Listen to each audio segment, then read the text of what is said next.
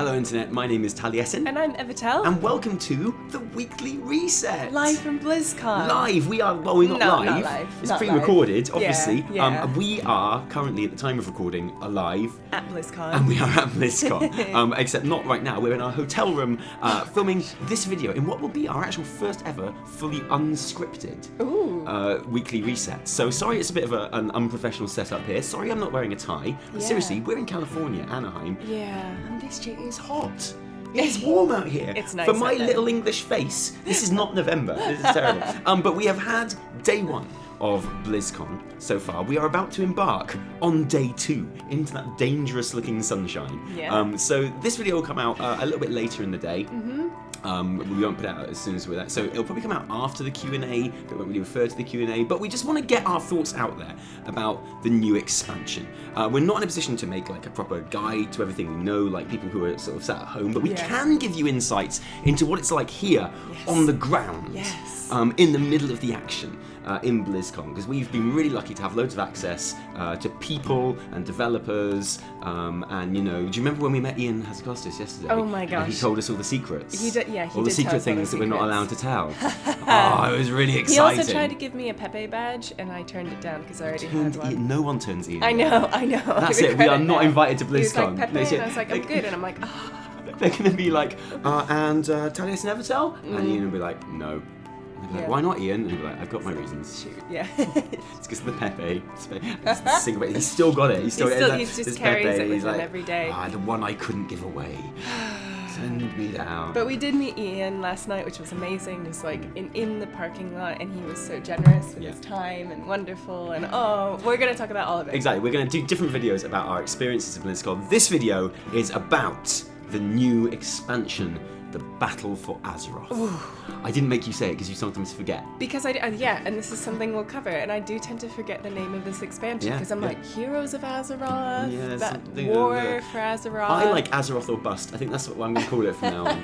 Azeroth, no sleep till Azeroth. No sleep till Azeroth. Yeah, and we're going to be talking about people's reaction to it here. We're going to be talking about our reaction, but most of all, we're going to be talking about the new features and new places, and even more than that, because this is the most important thing of all, we're going to be talking about how I, Taliesin, was right about pretty much everything. Literally to the extent where stuff that no one had even mentioned, that I talked about like a year ago, was also right. And I'm kind of feeling a bit scared myself. I know, and it pains me to admit it, because I'm usually the right one in this relationship, but you were so right. I'm so right. I'm scared that there are going to be random people at Blizzard who are getting fired because people think that they leaked stuff to us. Yes, and that wasn't the case. It was all just saw guesses. The fear in Ian's eyes when he met us a little bit. He was like, hey. Do you know why that was though? How do you know my secrets? It's because he had no idea who we were. He was like, what, these people are being a bit chummy, aren't they? Who do they think they are? Well, I don't mind. It's Saturday night. I'm having a good time. But if Ian didn't know who we are, that's absolutely fine, by the way. He made it seem like he did, though, and that's just a measure of what a stand-up guy he is. He's such a dude. What a dude. We love him. I loved him anyway, but now I really love him. I know. Like genuinely. Yeah, it's a bit much, isn't it? It scares me. So we're going to be talking mostly about how I was right about everything. So let's start. I'm going to work through the stuff about the new expansion. One thing I was not right about, and no one predicted, I don't think. No. And in fact, I was so unright about it that we made a joke about how it would never happen the week before it happened, is the announcement of the WoW Classic servers. Wow, yeah. I don't think anyone expected that to be No one saw that coming. I don't think anyone saw that coming. Although maybe some people did, what with like a lot of the servers being shut down, like the private ones, like the private vanilla ones being shut down recently. But you'd think that's just what Blizz does, right? Like they need to shut that down. But now we know it's because they're going, hey, we're doing this. Yeah, like you're even more stepping on our turf. Exactly. And we were talking to people in the know about this after the event because we were totally blown away about it. And we actually spoke to some people, some other creators who did actually know beforehand that this was going to be an announcement. Yeah. And they were saying that apparently it is essentially at this stage the work of one guy. Yeah. He's like some poor dev that drew the short straw or whatever. And Ian just locked him in a cave with some fish heads in a bucket for sustenance. Yeah. And was like, look, just see if this is possible. And they worked on it for a couple of weeks and came back and said, you know what? we could make this work. Yeah. And so that's what. And obviously, there's no time frame on this development yet. It's not yet part of the next expansion. No. It's like a separate thing that they're working on. No. Do you think it will be included in your WoW subscription, or do you think it'd be like a separate product? Oh, see, I'm not. I couldn't tell. I don't even know what would be better. Because Yeah. for me, obviously, it would be better just if it was a free thing with my WoW subscription. To have like classic mode. Yeah, and I'd pop along every now and then and play it or whatever. But I wouldn't really care about it that much. I don't think it would be a separate thing. I don't think you would have to pay for it. You don't think? No. Because I kind of think the audiences are different now. I think the people that It's really true. like people who play on like you know. I was going to say Elysium, but that's not a thing anymore. But No. people who play on like Warmane, No. not that I know Blizz. I don't know anything about private Yeah, I don't servers. know. If I did know, I hear Warmane like Is bandied a around thing. quite a bit. Yeah. And I just don't think a lot of those people want to keep up a monthly subscription. That's true, but I feel like maybe they would have one subscription and you choose. Yeah. You choose one or the other. Oh, really? Okay. Maybe. That sounds weird.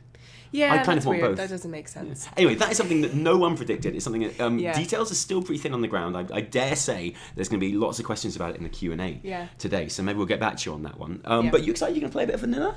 I think I will because I never actually did play vanilla. Yeah, well, me neither. Yeah, So so I bet it's fucking horrendous. Yeah, I think Seriously, it's I hard. bet I think bet it's actually like a yeah, hard game, right? And dude, that's the thing. if you don't like not flying on Argus, you're going to hate playing vanilla.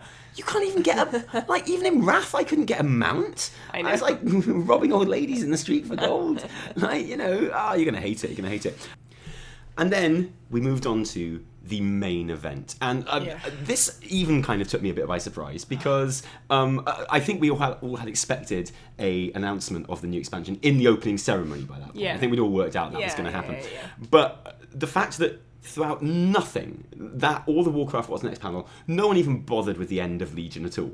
No. Like, we've got this whole raid, which hasn't been given a release date yet. We know there's some shit going down in Sylvanas afterwards. But no one even mentioned it. No one cared. Like, it was all about the expansion. There's some hints about it later when Ian came out and he was like, oh, well, there's this substance called azurite, which is just like, there's a lot of it in Sylvanas for some reason, and people are congregating there. And he did that. But other than that, it was just like...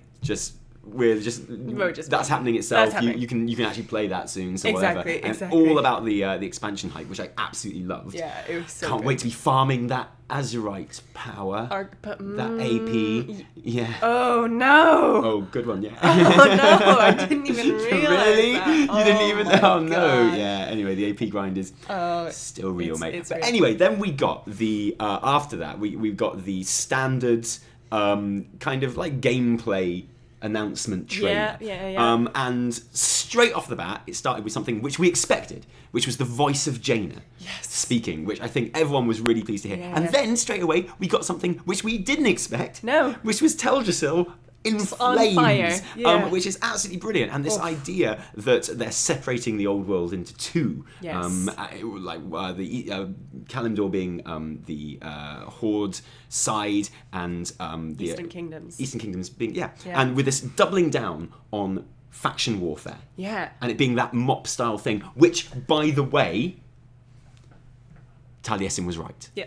No big bad, right? And our official prediction video Yep. said, I think, we talked about Light and Void factions and that, but actually I think what's going to happen is they're going to double down, and the main focus of the whole expansion is going to be faction warfare. Yeah. And oh my goodness, Yeah. they did that in a big way. In the And biggest it's way. literally everything. Yeah.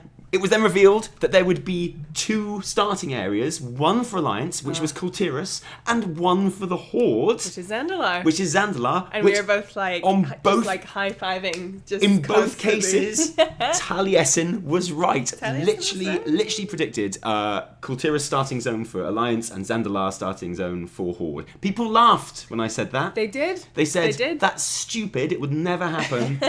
Well, guess what, bitches?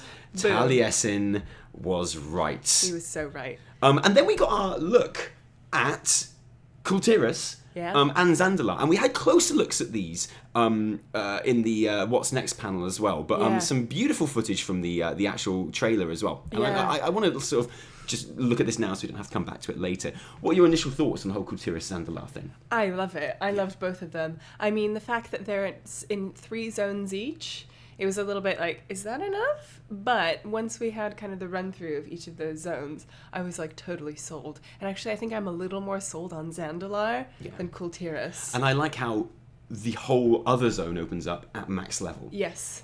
Which is really cool. So even if like 3 zones, I get the feeling that's going to be like fair. I know it's scaled as well, so you can go through in any order, but I've got a feeling it's going to be quite linear kind of storylines that are just going to take you through that and get you up to max level. Yeah. And like to the end game stuff. Totally. When it feels like a whole lot more stuff is going to open up for you. So yeah, what do you think about the aesthetics of these 2 zones? What's caught your attention so far? I mean, we knew that Kul'tiras was going to be this kind of like seafaring world, but I was actually like, because when you think about pirates, you're like, okay, is this gonna be like Booty Bay all over again, which is fun, but you want something slightly different. But like, I feel like they really nailed the style and the aesthetic of Kul'tiras and like these seafaring nations, and you get these like new human models. Okay, I don't think enough YouTubers have been talking about this, because I've been, they're like the big dudes. I mean, even Belial hasn't made a video purely on this yet.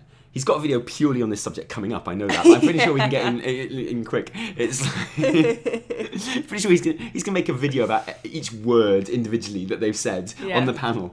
Ian said the word "the," and then he said next videos.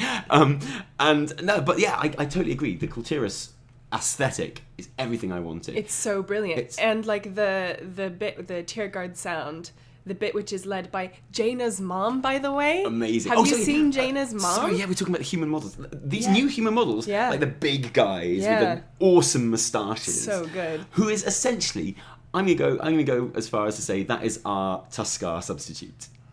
We didn't get Tuskars, guys, but we did get big round men and with like handlebar moustaches. Who are seafaring people. Yeah, absolutely. There you go. Totally. Oh my god. And the thing I like about the Kul'tiras aesthetic is that, and I like how they've done the whole like seafaring thing, but they didn't make it like everything's a bit cartoony because it's but like they didn't make it a cartoony thing. It is, for want of a better word, a bit saltier. It is salty. It's salty. It is salty. It's like cool. Salt of the earth. Yeah, here, absolutely. right? And what I really love about it, and we were talking about this because we were saying that we both thought it was going to be more. Well, we hoped it would be more of a Mists of Pandaria type expansion. Yes. Where we were kind of, instead of like going to things which have been ruined by the big baddie, we were actually just going into functioning civilizations and like being guests in those civilizations in that kind of old school fantasy way, which we haven't had much of in WoW since Mob. And that's exactly what this Kul'tiran thing is. Like, these are working port towns. Yes. And sort of people doing work and doing their washing and so you have fishing like, and exactly. So you have kind of like tear guard sound with Jaina's mom. I'm just all so about that's Jaina's awesome. mom. And like Jaina's mum is an amazing model. She just looks so great. And she's this kick-ass, like 60 or 70-year-old woman. Well, then, of course, we'll get to Jaina in a minute. Okay. But taking that over, what about Zandalar? What's your sort of initial thoughts on that? Giant Brontosaurus mount. When I saw that dinosaur, I was like, yes. They were always going to find a harder time like doing Zandalar than Kul'tiras, because Kul'tiras is so... Everyone wants Kul'tiras. Right. And everyone wants Zandalar as well, but the whole... troll thing has been done so much. It has been done, but I thought Zandalar felt different, and you have like undead dinosaurs, but also like the blood trolls, and like the aesthetic was different. Like, you've seen the skybox in the blood troll zone as well. It looks really cool. It's insane, and actually they really nailed it. And again, this, like, for me, it always comes back to like the music in a way, and like the music they had, Trolls like for these zones, music. like they weren't like cheesy. They, like, you feel like this is this culture and they have this history, and they're proud, and they're these I loved that. And it honestly, like, I'm gonna have to roll Horde because I have to play them. Yeah, we'll get onto this as well when it comes to the whole choosing your faction thing. But what I love most about Zandalar, the desert zone. It's been a while since we've had a good desert zone, man, and I really hope there are bits of that zone which are just completely empty. Yeah. That you're like just riding across and just getting to the other side of and stuff like that, with your no flying. Right. Woo! Yeah. Until you get your Pathfinder. Yeah, that's true. But the landscapes look really amazing. Yeah. And like Kul'tiras with its 3 mountains as well. Looks great, Kul'tiras, and then just Zandalar with these like jungle like temples and stuff. Just looks incredible. No, it looks really, really great. Yeah, and it looks like people are just getting on with their lives in these areas. Then you've got that amazing tree monster thing, which all the kind of Witchwood stuff, which is fantastic. And isn't one of the zones in one of them, I think it's Kul'tiras, called Havenswood? It is called Havenswood. Is that a cheeky Final it's Fantasy? Like a dungeon, isn't it? Is that a cheeky Final Fantasy reference? Maybe. Havenswood? Maybe. Yeah. Anyway, so there's all of that, and then we got the. And then we got our first glimpse in that trailer of the new Jaina model. Yes. And I'm going to go ahead and say this. Of all of the things that we've seen at BlizzCon, and I include Ian Hazakostas in this, with his lovely face, of all of the things that we've seen and experienced and lived, the Jaina model is genuinely my favourite thing that has happened. She is so stunning. In BlizzCon. She got a braid. She is so cool. Sorry, Sorry, we have got BlizzCon sickness. We've been doing a lot of hugging. We've been doing so much hugs hugging. and hugs and I know, hugs. so many hugs. And I'm good now. Obviously, anyone who wants to give us a hug, who watches our content, is clean and smells nice and is attractive. But with that many people, you're going to get some stuff, aren't you? Yeah. But anyway, the new Jaina model is absolutely incredible because not only does she look badass, because let's face it, and this is great to see, by the way. It's kind of refreshing. Yeah. She's a kick-ass 40-year-old woman. She is. I mean, she looks 40 because she is. Yeah. She's in her 40s and she just looks awesome. And I love how she's gone, she's ditched the robes. She's gone for, the cool Tauren gear. She's laced up everything. Cinched herself in. She's laced up her hair. Exactly. She's laced up her sleeves. She's laced up her trousers. Yeah, she is rocking it. I love it. I love it so much, and I cannot wait to actually, see her in the game. Yeah, because that's seriously. So exciting. Oh my god, yeah, sorry, we're just getting the picture now. Yeah, we're just looking at it. It's so cool. Her staff looks rusted and used. And she's a bit she's haggard and determined. But good to see. Still not afraid to get her cleavage out. Of course not. Even in her 40s. If you've got it, you flaunt it. Yeah. And she's got it. She's got it. But no, she looks badass. She looks so good. I just love her. I love her. I think she's absolutely brilliant. Yeah. I love her mum as well, but Jaina was always one of my favourite characters anyway. But this is just something else. Jaina is looking awesome in this. Yeah, and it's good to see her for this model. Yeah, it's good to see her coming back reinvented and reinvigorated, right? So we've known Jaina for a while. She's had a look and a feel, but now she's I'm back, bitches. Yeah. Oh, and Jaina, by the way, just so we're clear on this, Taliesin was right. Yeah. Just so we know. Just getting that out absolutely. That wasn't a hard one to predict. I think most people, most people on that one. But it's worth mentioning because she is quite symbolic of the transmog style that we're going to see in Kul'tiras. A lot as well. There is a lot of belts. There is a lot of buckles and jackets and coats, and basically, it's clear now that the rogue set from the new raid from Anturas, that kind of highwayman sort of thing, that's with all this other stuff in mind. Yeah. The kind of Kul'tiran look. Yeah. Is awesome. It is and great. if I roll Alliance, that's probably going to be why. Yeah. Is so I can collect that awesome transmog because that stuff is legit cool and it's going to look good. And, she's so great. Oh, she's just the bomb. I just love her. And then, of course, we got must be one of the biggest announcements actually of the new expansion is what they call the Allied Races, which is a bit of a weird choice of name because it suggests alliance, especially in an expansion which is all faction warfare and stuff. Yeah. But we're calling them alliance races. I'm going to probably find myself saying... That's the thing. You just said it. So I might just call them sub-races to be safe. And again, we predicted that leak was in fact legit, and that was right. But I went further than a lot of people, and I said that the 4 that were data mined were not the only 4 that would be available on release. Mm-hmm. And guess what? Oh, you were right. Taliesin was right. Because there were 2 that we hadn't seen in the data mining. And, to be frank, they were 2 that I had predicted. Zandalar Trolls and thank you, Blizz. Yeah. Thank you so much. The Darkiron Dwarves. They look incredible. Yeah. They look so amazing. Yeah, absolutely. And I know, and this is an interesting one because I know some people are like, these are just reskins. Yeah. But come on, when they're not all reskins, right? The Zandalar Trolls are actually upright. Yeah, upright trolls, man. Yeah. Seriously. And the Void Elves are or rather the Nightborne. Nightborne are different models. Yeah, individual completely. But like this, the one that maybe I'm not super excited about is the lightforged dranei. I'm not excited about the female lightforged dranei. Yeah.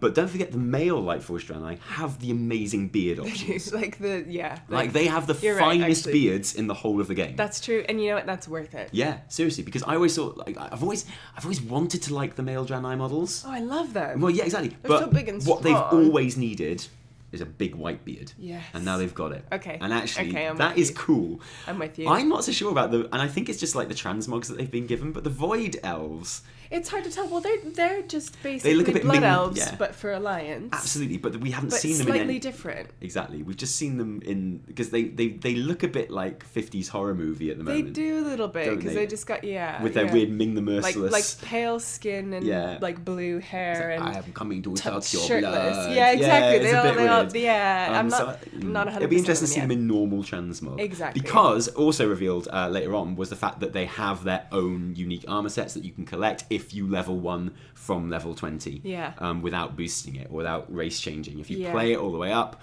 then you get this unique transmog set. It's like a heritage armor set. That's what they're calling it. Yes, absolutely. Not quite clear yet if you'll be able to transmog that to races that aren't there. But what is confirmed is that it's universal, as in you can equip it whether you're cloth, mail, leather, or plate. Yeah, so if you want that like Darkiron Dwarf class fantasy where you are wearing like the armor and stuff, exactly. like you will get that whether you are. And that always works especially well when the set looks specifically platey, like it does with the Darkiron Dwarf. Yeah, so if you're a cloth wearer, you get to go, oh yeah, totally equipping that, which is great. So Taliesin was right about sub-race, and I was right in a way that lots of people weren't, because I predicted the more sub-races as well. It's so true. Oh, it's so good to be right. It is. I love it. And then that's the end of the gameplay trailer, and it's really, really exciting to have this kind of the two zones set up to fight each other, and the entire focus being class warfare. Now,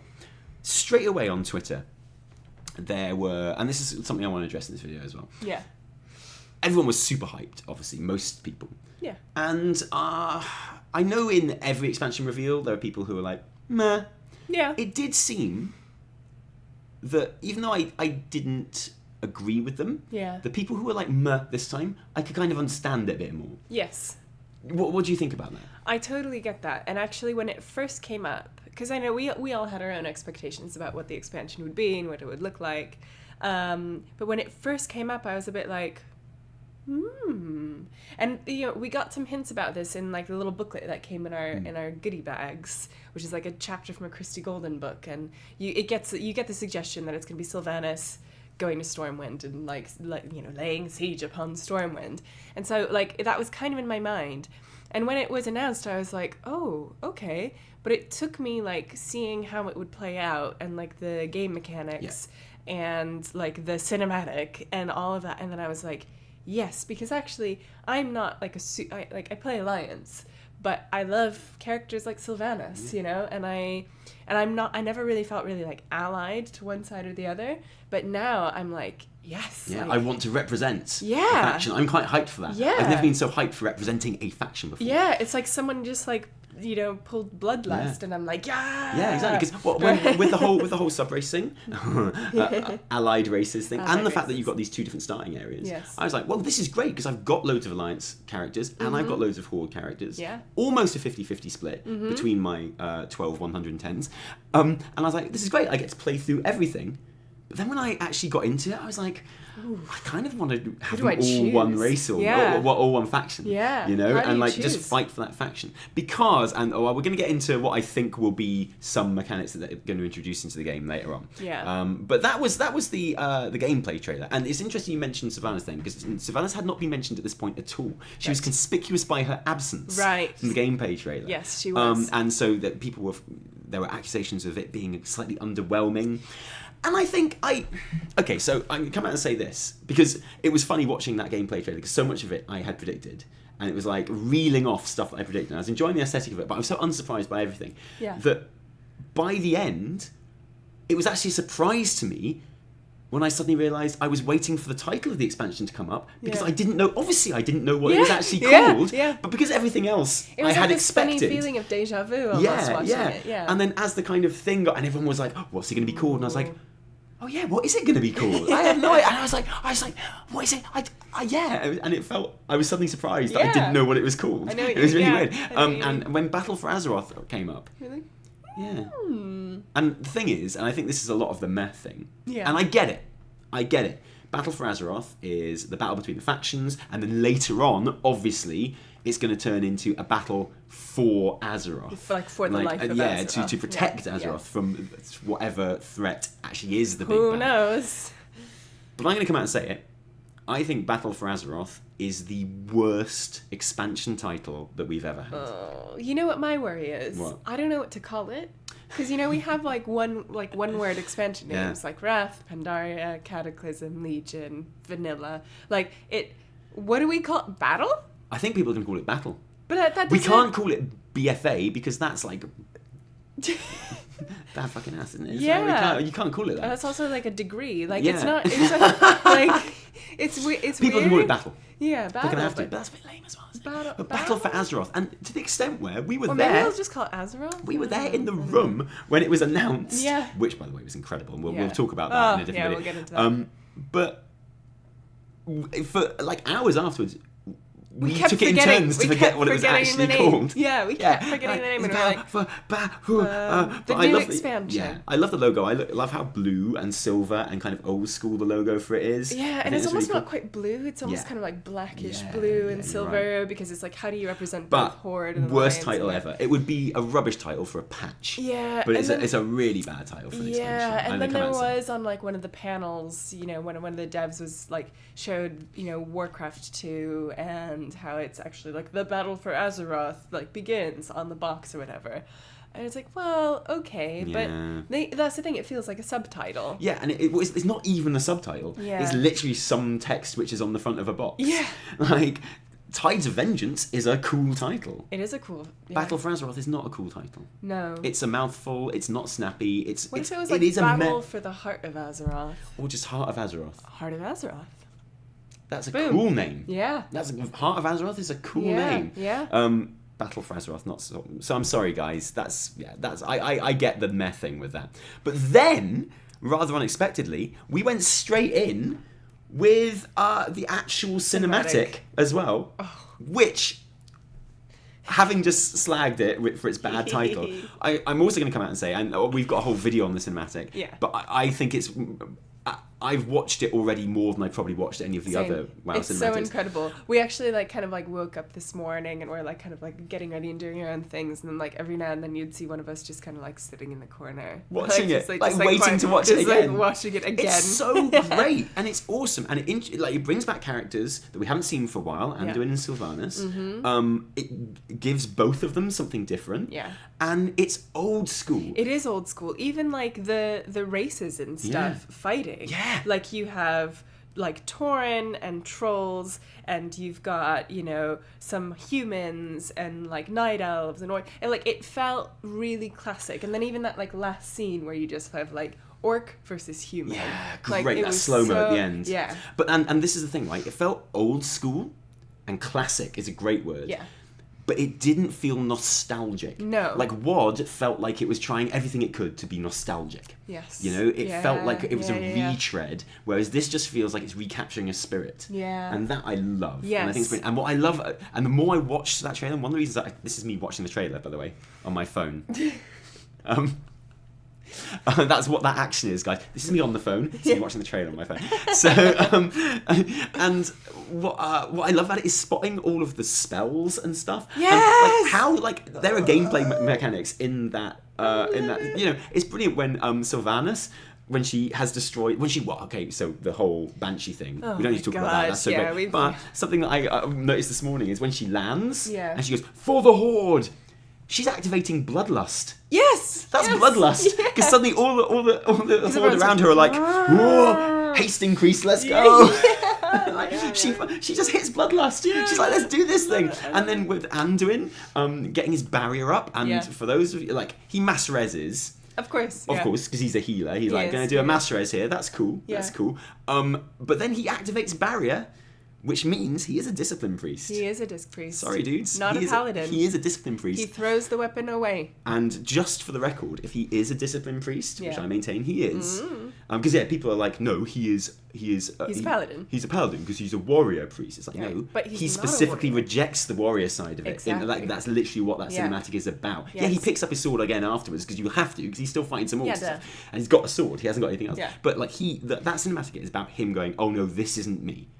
This is me. Yes. I am a healer. Yeah. Good work, Anduin. Yeah. But no, he puts up barriers, so he's a discipline priest. Yeah. And if he's a discipline priest, then he is, just so you know, light and shadow. A child of light and shadow. Just putting that out there. Ooh. So anyway, and when he does that and he does his mass res. Yeah.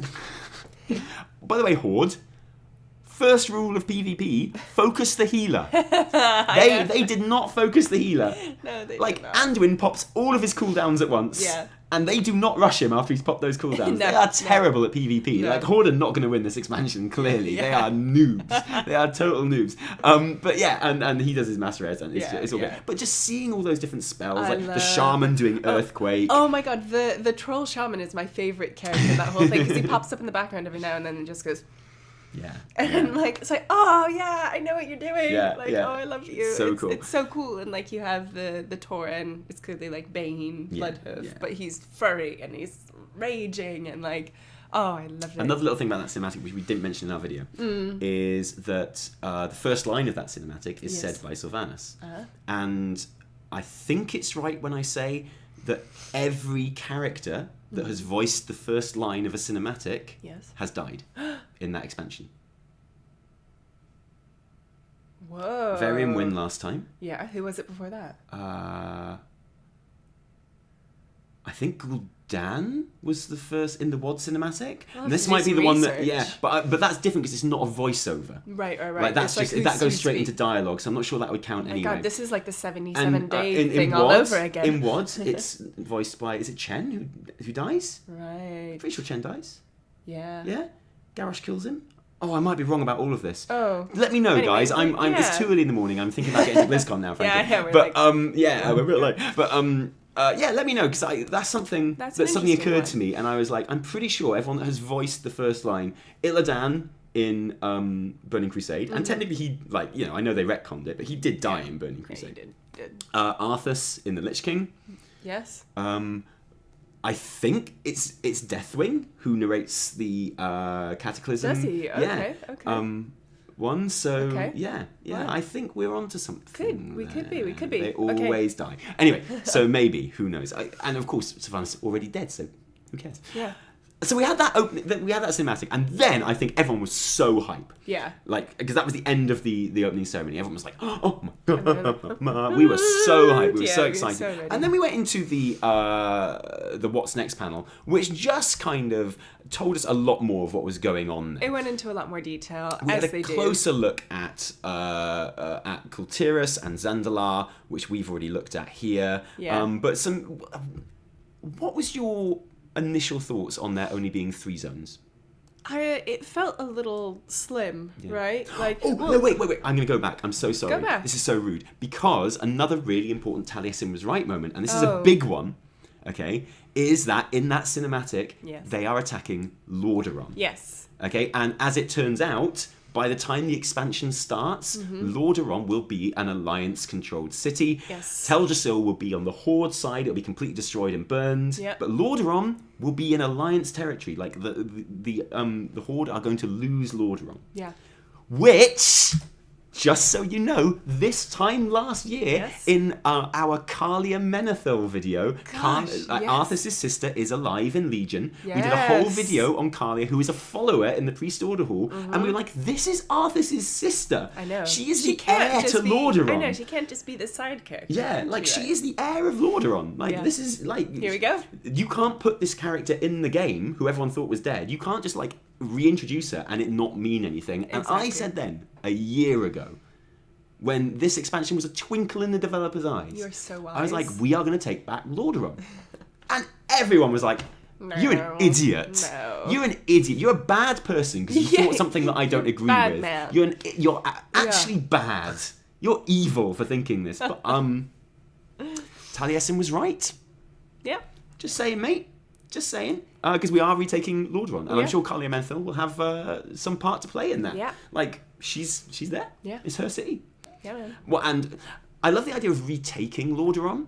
Because we're actually retaking it for humanity. Yes. But actually, of course, the people that used to live in Lordaeron still live there, but they are now forsaken. Yeah, so actually, we're taking it away from the people who should really be living there. But anyway, it's interesting. Yeah, I'm sure. It's an interesting one. Sure there'll be lots of things. What was your initial reaction to sort of there only being 3 zones? Yes. In each starting zone. Sorry, I just It didn't seem like a lot. It felt a bit like, Argus. Right? And I felt a palpable kind of in the audience when he said that. Yeah, because you're used to getting like a new continent with all of these new zones. Now, admittedly, they're 2 separate like new spaces with 3 each, but it's it felt a little bit like, oh, is that enough? But then actually looking at the map, some of them look huge. Yeah. Yeah, like some of them it's really impossible big. to tell by looking at it like that. Yeah, and just because they're 3 zones doesn't mean that they're like tiny zones, right? Because we do have some of those in the game, but then some are quite big, right? Yeah, so it looks like the main starting point of each one. The first zone is like twice the size of all the other zones. Exactly. So I don't know if that means that the other 2 are really small, or if like the first one is just really big. Yeah. I'm not sure. I don't even know. Find out. But still, there was a definite, and maybe that has contributed to the meh factor that a lot of people have felt so far about this, which I can understand. I can. So the whole world opens up at 120. Yes. And then you get, amongst other things, amongst you taking the fight to the other island and there being like some really, really explicit RTS elements in the game. Like to the extent which when you are, the warfronts, and like no one quite... I know. I went to the deep dive where they talked about this for 20 minutes and I still don't quite get it. Well, the thing is, I don't quite understand because you're playing with 19 other players, but playing an RTS, but like... Is your character... It's like... Is it literally like... Are you top down building bases? Or like... Are you actually in the game with your peons and stuff? That's the one thing I couldn't wrap my head around. Is it suddenly do you like zoom out? I think it's like a first person version of like Warcraft 3 with top down elements to it as well. Like, okay, well like maybe like zoom out. That's what I gather so far. Yeah, but it was hard to tell, and I think maybe they're still figuring it out. I think so too. But it's so explicitly RTS that they are using the actual progression like building trees from Warcraft 3. Yeah, like they've literally just ripped them. And they're going, we are just using the same buildings in the same order. And we are doing that on purpose because it's fun. And I think that's super. And I think that's great. I think that's really awesome. And like the whole Lordaeron thing is gonna be fun with that as well. But we did predict that there would be really, really heavy RTS elements in the game because we actually got it slightly wrong because we said that it was going to be something that they focused on really heavily with the mobile side of things. Right. We thought there was going to be like a companion app where you kind of did it offline as much as anything. Yeah. From our interview with the devs that we did yesterday, it would seem that's not the case. Yeah, that's not the case. So we were ahead of that ball calling the RTS elements. Yeah. And I was pretty pleased with that, I gotta say. Yeah. So those are interesting, but I think they're confusing so far to a lot of people, as is the Heart of Azeroth thing, which is our replacement to the artifact weapons. Yeah. Which, by the way, we also predicted. We were also right, because when we said, I mean, like we had like the theory crafting bit at the end where would it be brilliant if we could craft our own weapons? Yeah. That's what I want. But our actual prediction about it in that video where we talk about artifacts is that the artifact system or something approximating it will stay with the artifact power system as well. It's even still called AP. But it will be like a non-visible piece of armor set. So it's a neck now. We actually predicted a trinket. Yeah. But I still reckon that's something we got right. I think and this is another system which the devs admitted when we did our interview isn't like, there's nothing really set in stone. No. Which is why I think people are confused by it. Yeah. It seems really, and it's not something, it's not on the feature, it's clearly a really important feature of the game. But it's nothing you can get out of your seat and go, yeah! Because even though artifact weapons followed the same system, it was the Doom Hammer. Yeah. And it was and you built it, and you had your whole little constellation of traits. And that was something that you get out of your chair and go, because it's like, cool. we're going to give a different weapon to each class, and that's exciting. Yeah. The Heart of Azeroth is not exciting. It's not, and it's a little bit confusing, especially like. And I know when we did the deep dive, he was like, "Don't look at the numbers because the numbers will change." We see numbers like 10 and 12 and like. And also because those numbers are meaningless, you can't, you don't know what they mean. Exactly. So you're like. So it's like when I go and I keep wanting to call it Argonite, but it's Azerite. Yeah. Duh. Other planet. The other planet's blood. Yeah, the other planet's blood. So you go to different places where maybe you tap into some of this Azerite, but then like how does that become part of your necklace? And then it happens automatically. You don't have to click on it. It happens automatically, but then like how much do you have to gain in order to gain another trait or whatever? Like on your it's and a little bit. And the graphic seems quite confusing at the moment. It is confusing because it's a circle within circle. And I think that has also contributed to the meh reactions. Yeah. Some people and then have in the deep dive they were like, okay, so let's walk through this like step by step, and everyone was still like. And at the end, everyone was like, okay, A, I'm not very entertained right now. Yeah. And B, it's like, I still don't really understand it. Not super clear. And like, even if you could understand it, it's not exciting. It's not something to get your teeth into. It's one, there is literally no one going really looking forward to the Heart of Azeroth mechanic. Yeah. Whereas everyone looked forward to artifacts in one way or another. Yeah. You know? Even if they specifically weren't looking forward to it, they had a strong feeling about it. Yeah. Whereas Heart of Azeroth, everyone's like... Meh. Also, there was no talk of legendaries. No, there wasn't, and I'm certain that will come up in the Q&A. So watch this space. Yeah. And I'm certain there will still be legendaries. Just so you know. Yeah, so then we went onto our allied races thing, and we talked about that and the heritage armor. And something that I thought Blizzard were genius about is the way they've introduced the allied races as it being a quest chain so that you unlock them. Yes. That you do on your main, and then you unlock access to them. Because I love that. Sidesteps the whole starting area problem. Yes. And that's just the thing I couldn't get my head around when we were thinking about sub-races. And we're like, are they going to have to do a different starting area for each one? And then build that. And Blizzard have pulled off a blinder there. Yeah, and that I think is genius, actually, because it's going to make me play through a ton of other stuff because I really want to earn those races. Yeah. Like, I want them, but I also want to work for them. And that is really, really, really nice. And that, like, you do have to do something in order to get them.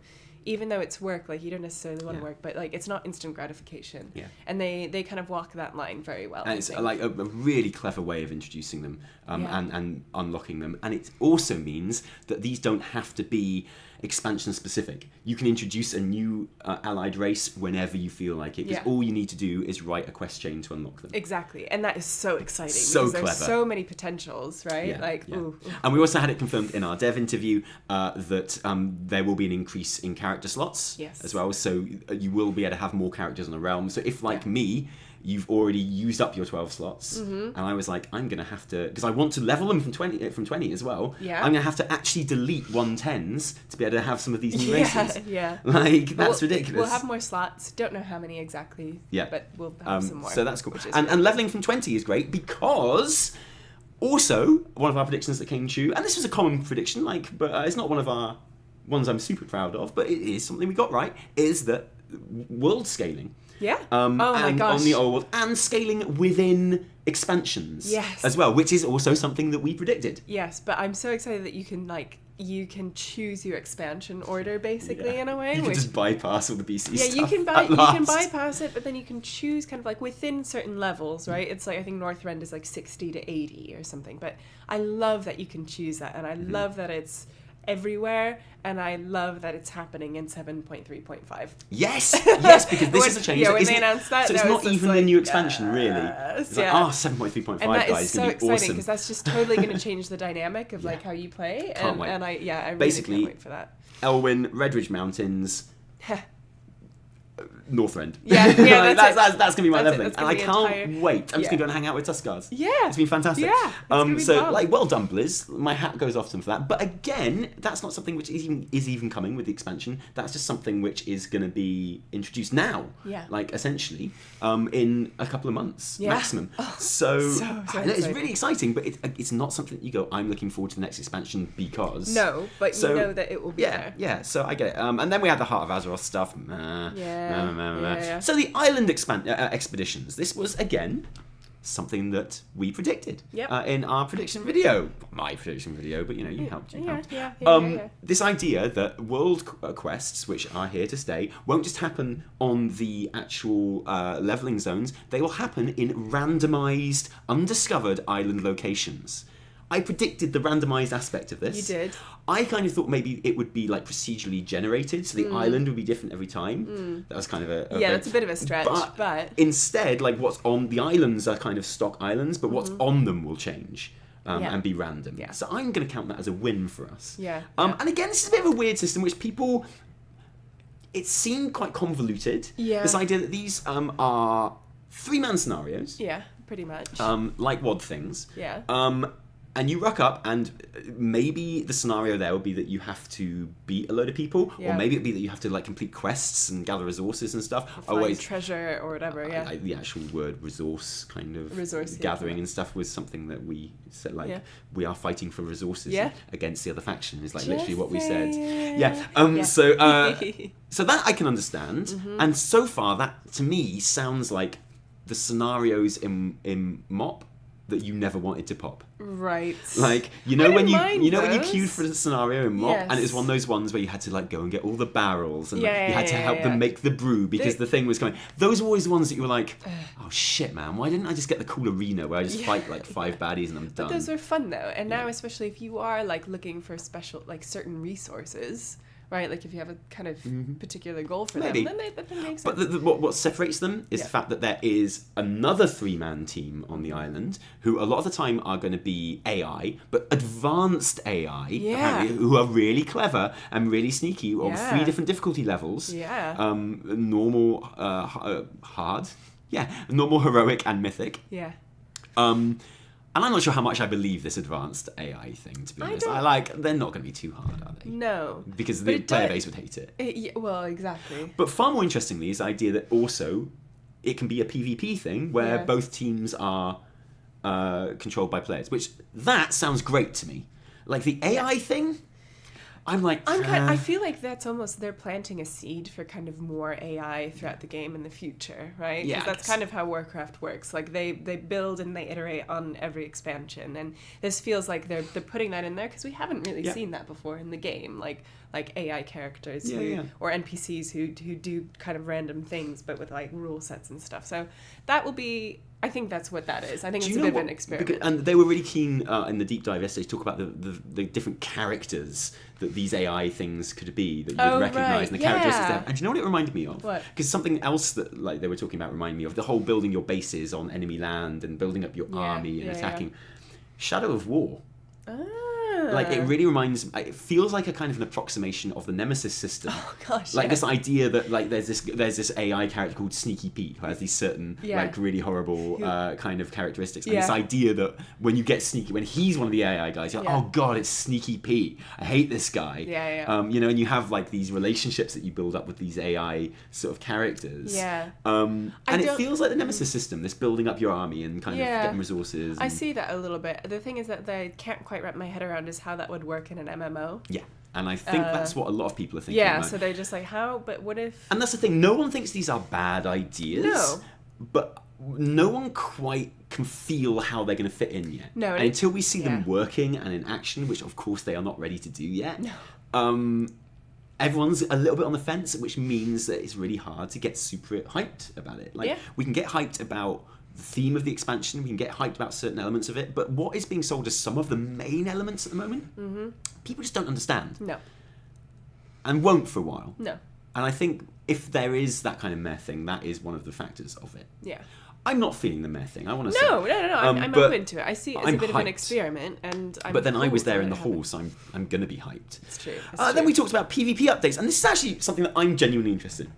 Because I don't PvP. No. Although I have done in in Legion, because I was kind of pushed into it, because I wanted my artifact skins and stuff like that, and I really, really enjoyed the PvP pet towers, which I've done for my free prestige, just so I can get cool unicorn mounts and stuff like that. Don't regret it, no regrets. And what I really I really enjoy those PvP areas which are free-for-alls, not the arena, I hate that one, but the ones where you can actually team up in groups of 5 and just go around destroying people who aren't in your group. That's like genuinely fun to me. And it's like, it's vaguely like world PvP. Yeah. And I know a lot of people are up in arms about the world PvP changes. Basically, the idea that you are going to be able to flag yourself for PvP or Wherever not PvP, you and you will only be sharded with other people, whatever realms, who have made the same choice as you. Yeah. So that's brilliant, because what it means is, I'm on an RP server at the moment, but there have been times when I've really fancied a bit of PvP, like just world PvP. I've just been in the mood for, if I'm walking along, I'd like to have a fight with someone. Yeah. And I know you can tag yourself for PvP on Argent Dawn in an RP round, but no one else is tagged for PvP, so it's like useless. If I was to do that, I could just one day go, I just fancy a bit of world PvP, and then just tag myself, and everyone I met would also be tagged for PvP. And that's exciting, and I love the idea of just kind of it being wherever you are. So say like, I just want a PvP like, in Elwyn Forest, and see what happens and see who else is there, and like that is cool. Or if you're on a PvP server and there's one of those like absolute shit shows happening where there's a mission you just cannot do because it's being camped or something, you can just go back to the inn, change it, because it has to be in a rest area that you change it as well. You can't just do it on the fly. Yeah. Change it, go back, and you'll only have people who aren't tagged for around that quest, and you can do it. So, I mean, at the end of the day, it's going to make more people PvP. Yeah. Which I'm kind of excited about. It made me want a PvP, and I never do that. Because, it's not going to make less people PvP, and it's going to make people like me, who by default won't, but sometimes want to.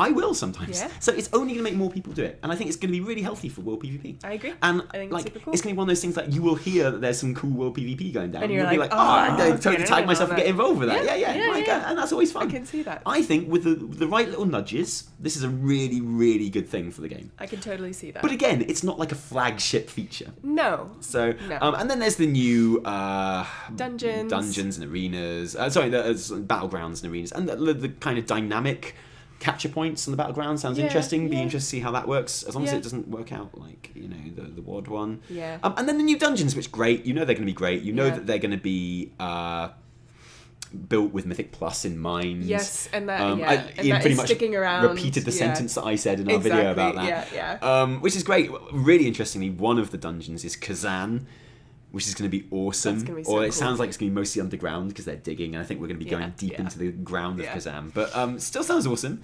And King's Rest as well. Interesting. And the raids. Okay, and this is something I'm very proud of, by the way. This is maybe like the most insufferable one. You're so proud of this one. It's like too much. Absolutely. So the first raid is going to be a Titan raid, which sounds awesome. Yeah. It's going to be like a troll themed Titan raid, almost, which sounds really cool. And I love it. I love a Titan raid. You're on safe ground with a Titan raid, aren't you? Quarantine facility. Yeah. It sounds awesome.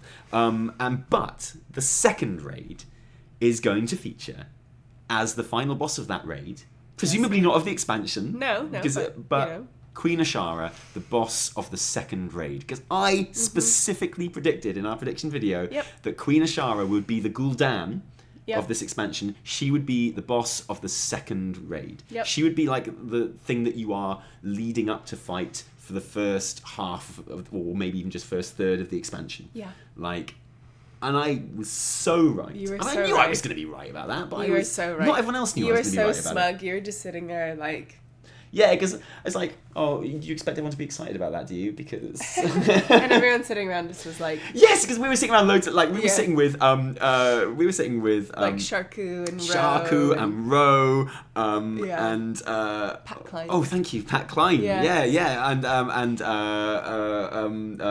Fist from Lagging Balls as well. And just awesome content creators. Yeah, and everyone was just like... And they'd all knew that I made these predictions, and they were like, "Oh, dude!" I was like, "Yeah, man!" I was really proud of that. Yeah. And this brings up an interesting point.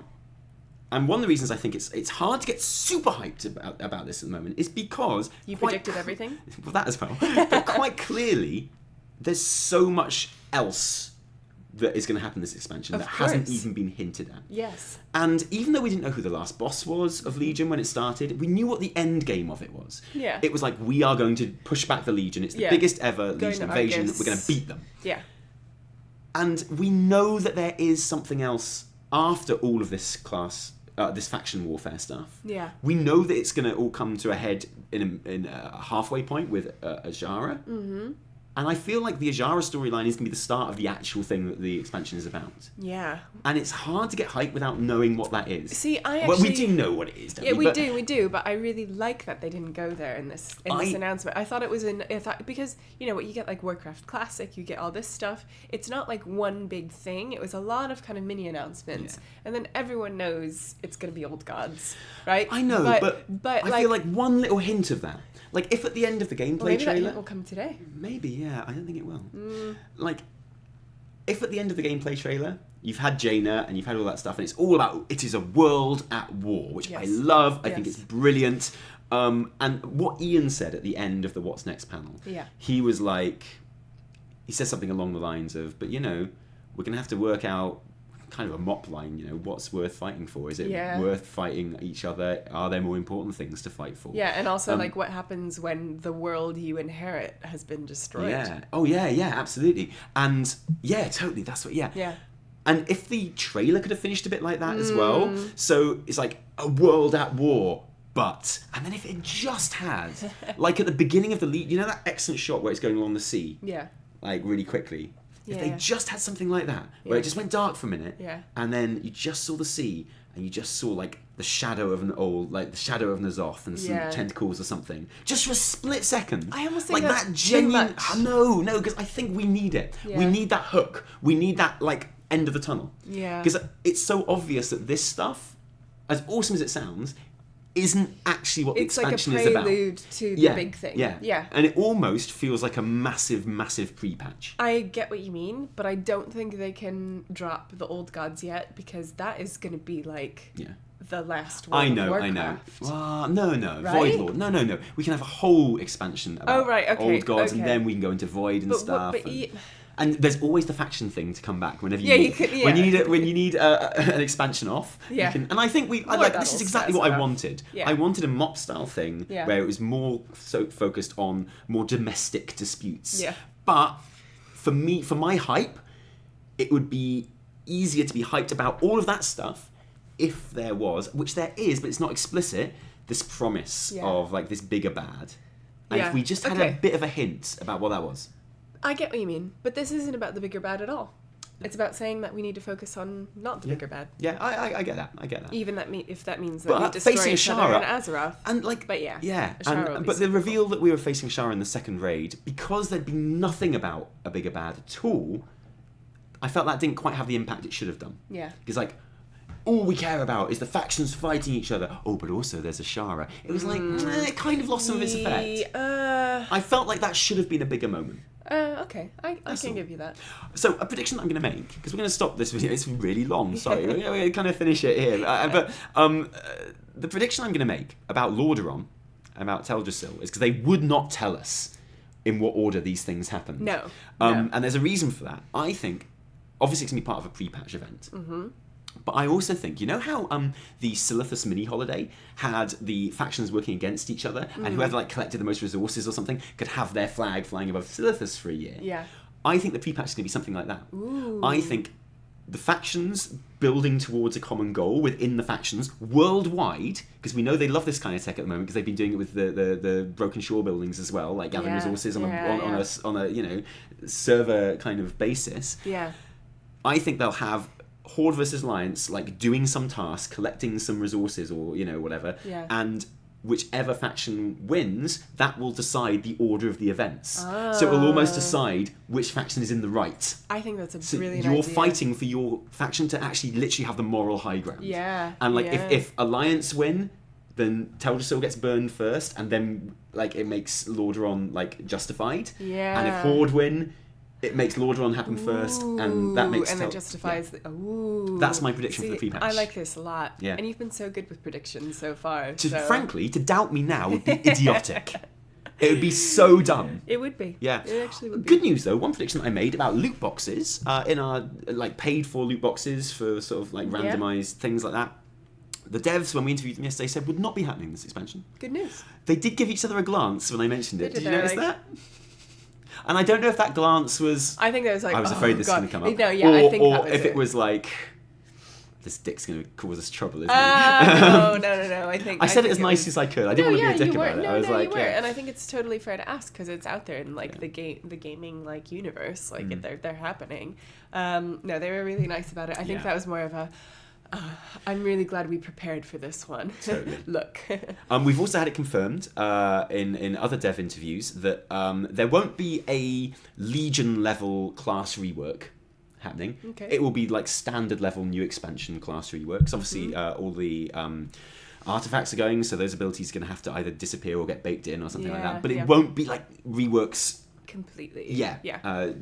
But there will be more raid-wide utility things get introduced for classes. Every class is going to have one. Very exciting. Which is going to be brilliant. So loads of great stuff. Of all of those features that we talked about in this video, and I know, obviously, the most exciting feature is the new human models. Like, genuinely, I think that's one of the most exciting things. I think they're so cool. I think they're so great. And Jaina's mum, brilliant. What is the thing that, out of all of that, hits home the most with you, or that you're most excited about? I'm just so excited to play the allied races. Yeah. I am so excited because they're plays on what we already know, but they're going to be like fresh.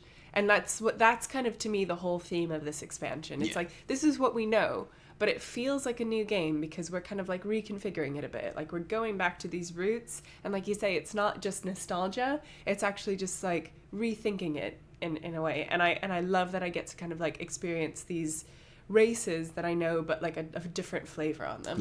Yeah, that's what I'm most looking forward to doing because I'm going to do all of them. Yeah. What about you? I know it sounds lame.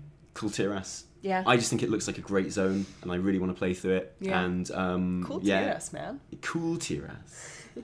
But also zombie dinosaurs and Oh my Can we just? I don't feel there's been enough hype about zombie dinosaurs. Zombie dinosaurs and the giant like Brontosaurus, Allosaurus. Is that a mount? Can I have it, or is it just the tortoise mount? Sorry, the frog mount. The frog mount for the Zandalar, and the parrot mount for the Kul'tirans as well. Oh, and then all the little like kind of races that are popping up, like the Vulpines.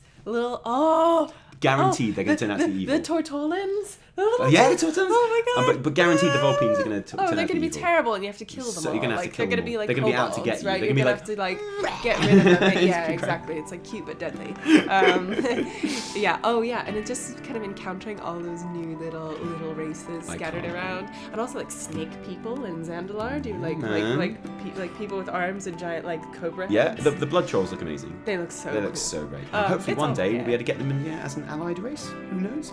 Yeah. So there we go, guys. That was a long video, wasn't it? That was a very long one. We just wanted to give you our thoughts on the hype and a rundown of, I know, like there are 100,000 videos doing this exact same thing, but we just wanted to get this out there. We're going to get this rendering. We're going to go and enjoy day 2 of Blizzcon. Yeah. And we'll probably update you on that as well. So, it's great BlizzCon, isn't it? I know. It's really, really cool. It's we're going to be on Pixels with Patrick Beja later as well.